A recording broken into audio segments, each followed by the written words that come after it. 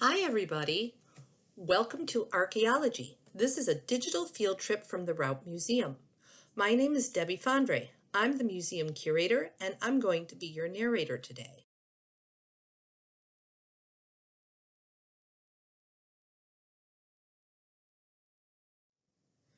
Have you been studying the past? You probably have, right? But is there more than one way to study the past? There is. There's paleontology, archaeology, and history. What's the difference? Well, the picture should give you a hint, but they're different in the things people are studying and what they're looking for. Paleontologists are studying the time before people. So if you're digging up dinosaurs, you're a paleontologist. Lots of times, paleontologists are looking for fossils. Archaeologists are digging things up too, but archaeologists are studying people from the past. So they're looking for everything to do with people. Old buildings, old pottery, old clothes, old jewelry, anything about what people's life was like and how they lived. Historians are interested in people too, but historians aren't digging things up. Historians use books and written things to tell the story of the past. That's what they use to find out their information. Why do we need all of these? Isn't history enough? It really isn't. Sometimes there can be gaps in history. There are some stories that are missing from the history books. Why are some stories harder to discover? There's 4 reasons: time, technology, money, and culture. Let's take them one at a time. Time is the easiest one to figure out. The longer ago something happened, the harder it is for us to know about it. So we need to use everything we can and all the different sources we can to find out as much as we can to tell the story. Technology is a little bit harder to figure out, but don't think of technology like computers. Think of technology like the invention of paper or the invention of the printing press to make books. Until those happened, it was harder to write down stories and save it. And the other thing is, technology doesn't happen at the same time all around the world. Paper was invented in Egypt and China a long time before it came to Europe, and in an even longer time before it came to North America and South America. So it makes different parts of history harder to tell depending on where you lived. Now, money can be an issue too, and that might be surprising, but think about it. What if you were a poor farmer living about 300 years ago? All your time would be spent plowing the field to make sure you had enough food to survive. You maybe didn't even go to school and weren't able to read and write. Could you write down your story for history? No. The only people who could were rich people who had enough money and time and education. And they might not tell your story at all. Or if they did, it would be very different than the way you would tell your own story. Culture has something to do with gaps in the history book too. And that means really that different groups of people can see the same event in very different ways. Think about the American Civil War.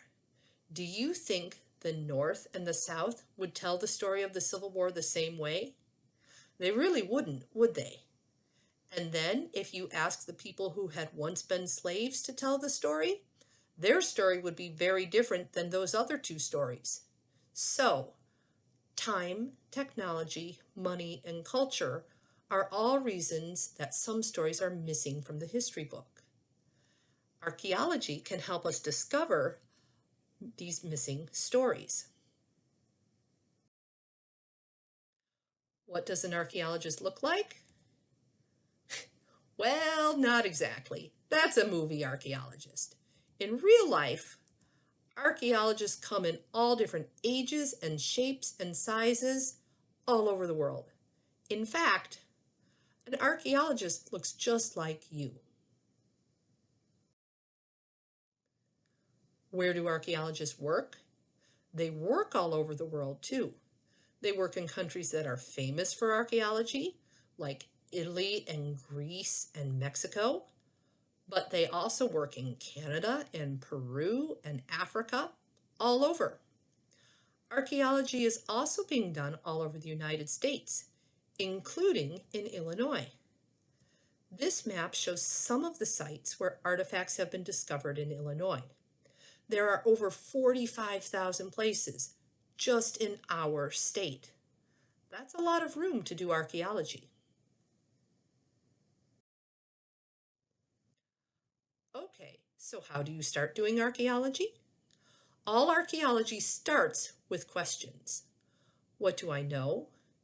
What do I want to know? How can I find out? These questions should sound familiar from other things you've done in school. How do you answer them? You do research. Maps are one of the first things archaeologists use for research. An archaeologist uses maps to find areas which might contain artifacts. This modern map shows places in Illinois where artifacts have already been discovered. If you wanted to look for artifacts, going somewhere where they'd already been found would be a good way to find some more. But what if you want to discover a brand new archaeology site?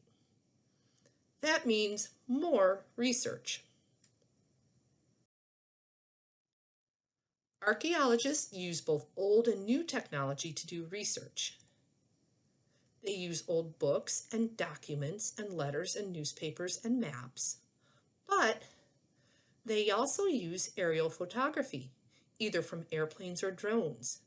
It's pretty cool, and it's neat because getting up high can let you see echoes of old buildings on the ground and traces of things that have been there a long time ago. You can't see it when you're standing right next to it, but once you get up high, you get a whole new view.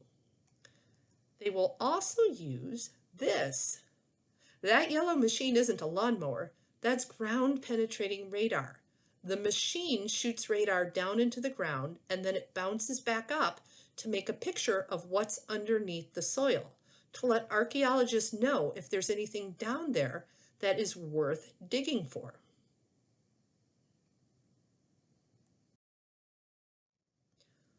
Once you've done the research, then you can choose a site and begin to dig, right?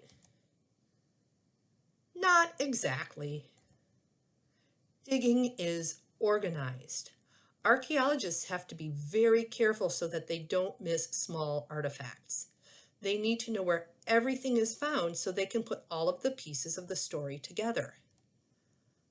That's why lots of times an archaeology dig will look a lot like a puzzle.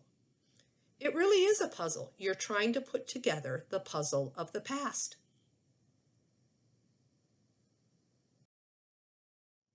What do you do if you find an artifact?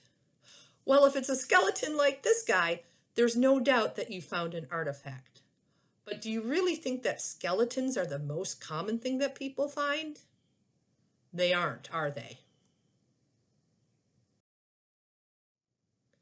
How do I know if it's an artifact?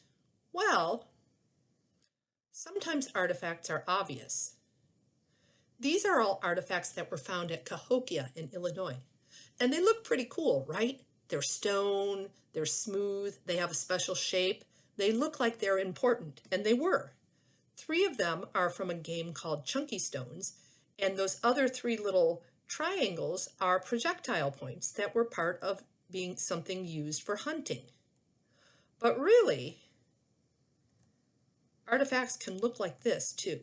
Sometimes they look like trash, but that piece in the middle there, that's a piece of pottery from an old bowl, and a lot of the little stones around it are chips from weapons that had been made. So you need to know what you're looking for to make sure that you don't miss anything.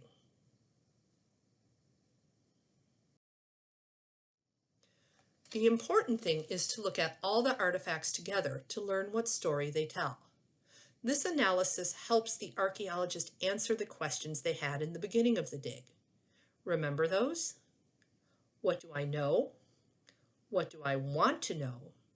How can I find out? It can also help them come up with new questions. Sometimes they will even be able to change the history books. Are you ready to see some examples? Sometimes archaeology can show you how people need the same things all around the world. The next pictures you will see show artifacts that have been found in Cahokia, which is in Illinois, right next to artifacts that have been found in Egypt. From Illinois to Egypt. That's a long way, right? But you decide. Even though they were found thousands of miles apart, do you think the artifacts look the same or different? These are artifacts for fishing and hunting.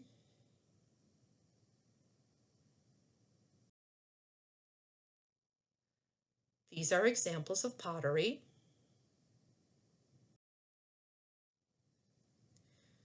These are pieces of jewelry.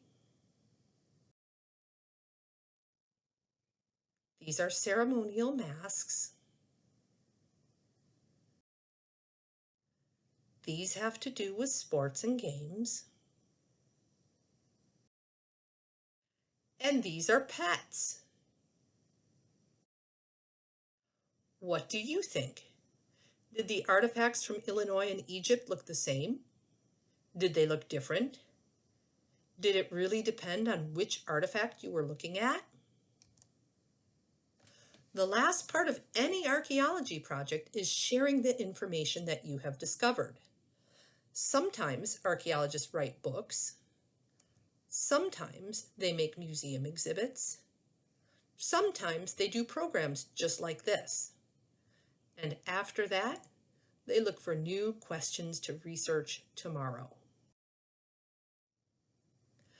That's the end, everybody. Do you have any questions? Email us at museum@bgparks.org. Thank you for listening.